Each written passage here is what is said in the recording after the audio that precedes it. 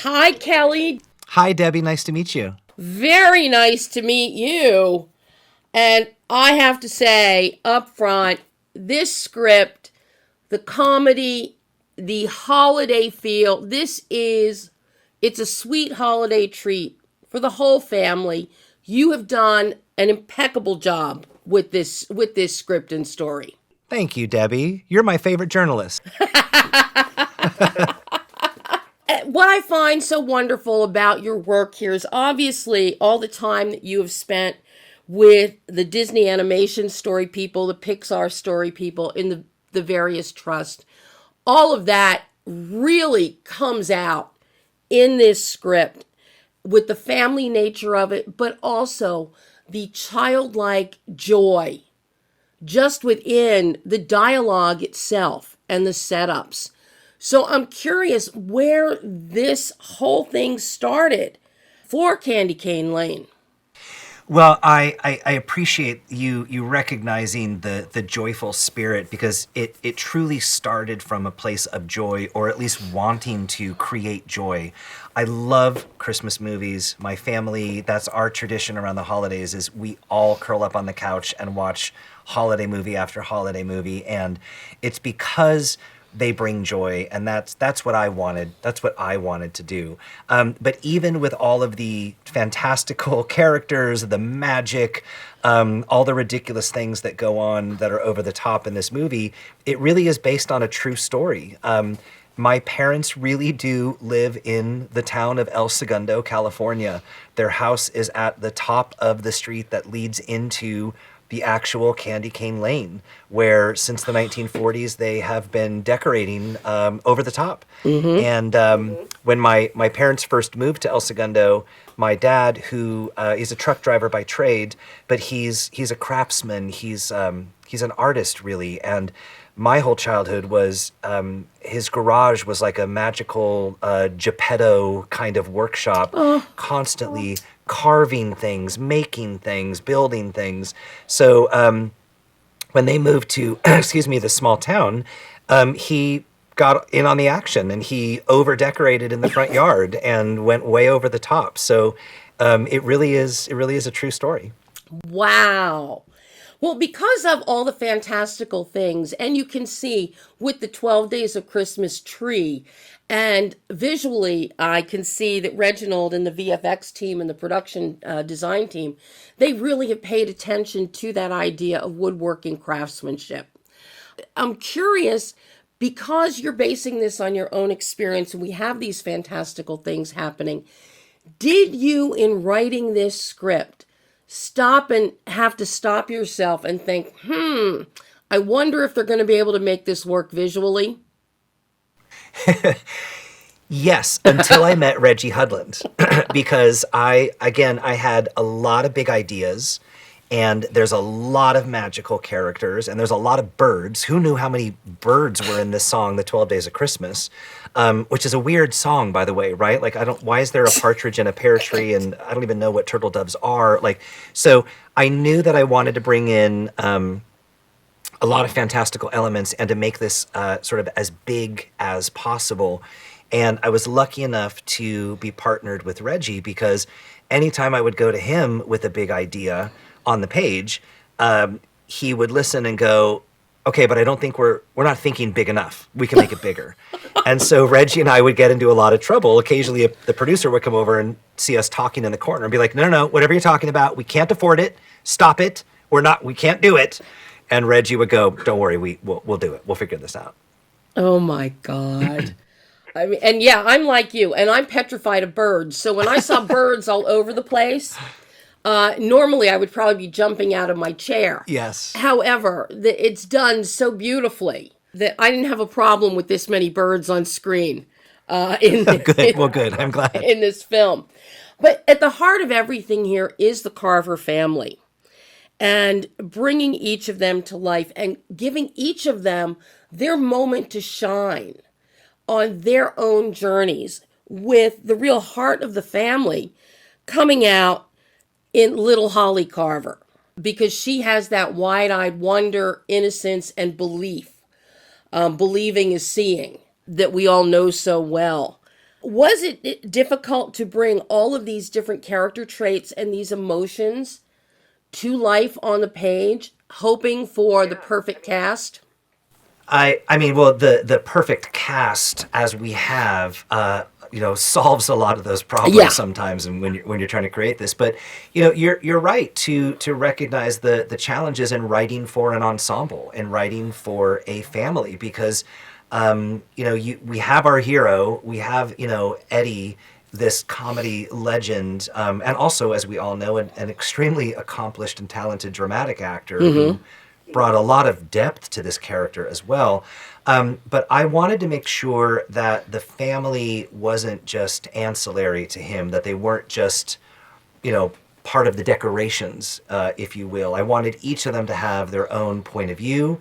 I wanted each of them to have their own journey, their own take on Christmas, their own perception of their families. And I have kids, and each kid looks at their parents differently, and I think each kid has a different relationship with their parents, and so that's what I wanted to lean into, and to make this kind of an every family that every family could relate to. You really did. I mean, looking at each member of the family, it's very easy to identify, even within my own family and with others that I know. Yep, that's that one. That's that one. So you really do have something that is so relatable and connectable. That connectivity with the individual audience members, you have really, really captured beautifully. And so much of that also comes with the rapier wit that you have in the script and your pop culture references. Come on, Die Hard is a Christmas movie. Thank you, Debbie. Thank you. Absolutely, Die Hard is a Christmas movie, and I really wanted to put that in there. And I think you can see some of the influences too, because on the one hand, I love It's a Wonderful Life, and in fact, I was so moved because we actually shot many scenes of this film on the same soundstage where they shot It's a Wonderful Life, and I love the themes of that movie of family, neighborhood, everyone coming together. I love the childlike wonder of Elf, but when it comes to action and thrills, which you'll find a lot of in Candy Cane Lane, that was very much an homage to Die Hard. And then, of course, now on the page, because we have a lot of musicality, and it's not just coming from a score or needle drops, but we've got a full high school marching band coming through the street. Right. Did you incorporate all of that as well with Reggie's instruction, go bigger? Yes, so Reggie has a 9-hour Christmas playlist. he loves holiday music, and on set he brought his Bluetooth speaker, and so in between takes and setups and things like that, he just was blasting holiday music. And this was February and March of this year, so we had a good 4-month holiday season in making this movie. But absolutely, we wanted a marching band, because in the real El Segundo Candy Cane Lane, the El Segundo Fire Department comes down the lane with the El Segundo High School Marching Band, and the actual Santa Claus who lights up all the houses, that is the El Segundo Santa Claus. We got the real El Segundo Santa Claus, who has been doing it for 30 years, to be in the movie. Wow. All of this attention to detail, and the fact that it is so steeped in real life, and in El Segundo, which is just down the street, a few miles from me. Oh, nice. I've driven through El Segundo in the past on Candy Cane Lane. So to know that everything that you've incorporated here comes from that, I think is just spectacular. Now, a really big element of this film, of course, comes from Jillian Bell's character of Pepper, and the Kringle shop.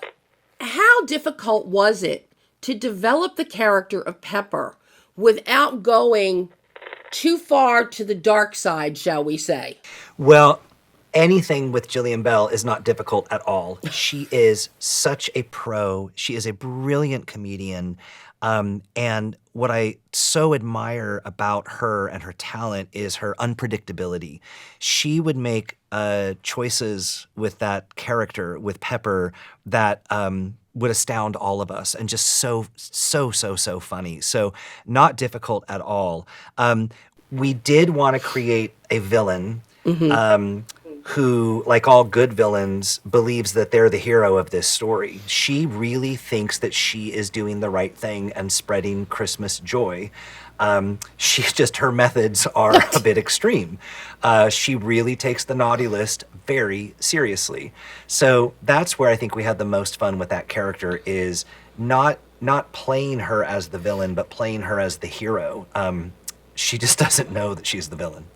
Now, why? And because apparently you were also on set during the filming of this.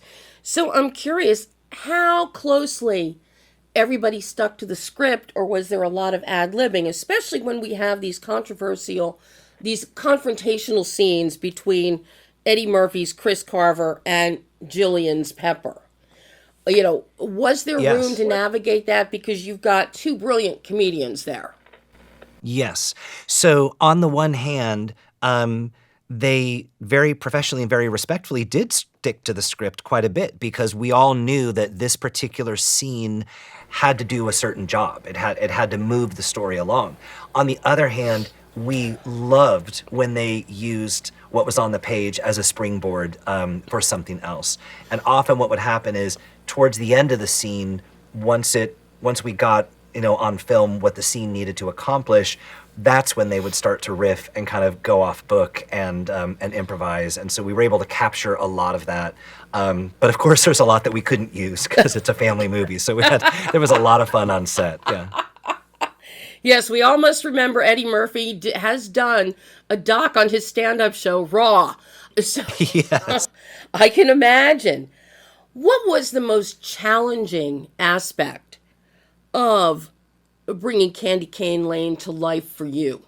Well, not to talk about the weather, but I don't know if you remember, in Los Angeles earlier in this year, we had really crazy, unpredictable weather, and we were shooting at the Universal Backlot for 5 weeks, mostly night shoots. Oh my God. And so there was rain, there was wind, and I don't know if you remember this, but one day on set, it actually snowed. Mm-hmm. It snowed briefly in Los Angeles. It sure did. It was a magical, weird moment to be on set with all this fake snow, and then to have it really snow, and everybody came out of their trailers and was kind of playing, with the snow flurries. So it was a really, as you can see, it's a really big movie with a lot of real, physical sets.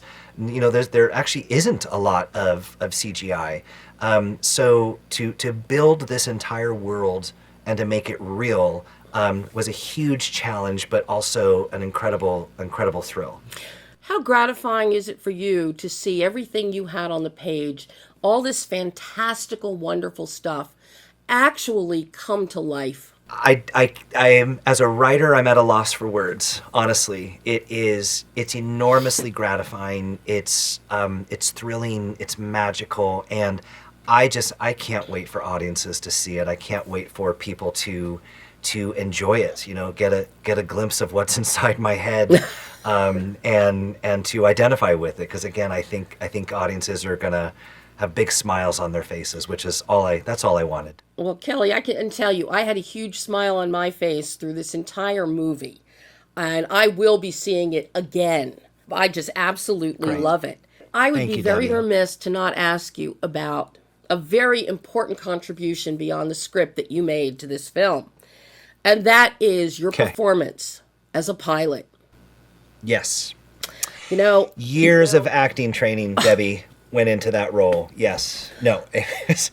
As a joke, I wanted to put in a gag where, because El Segundo was so close to the airport. Mm-hmm. And I thought it would be funny if Reggie and I played the pilots, and we did. But again, I am not an actor.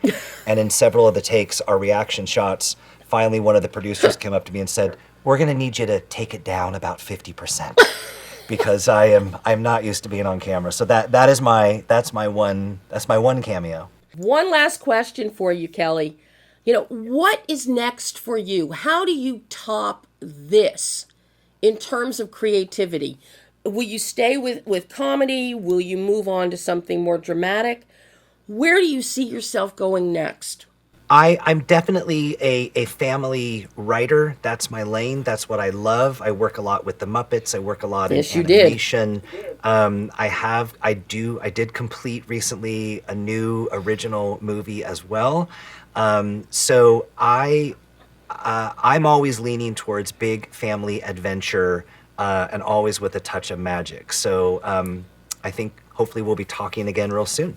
I sure hope so, Kelly, and I guarantee you Candy Cane Lane is now officially in my year-round Christmas cadre.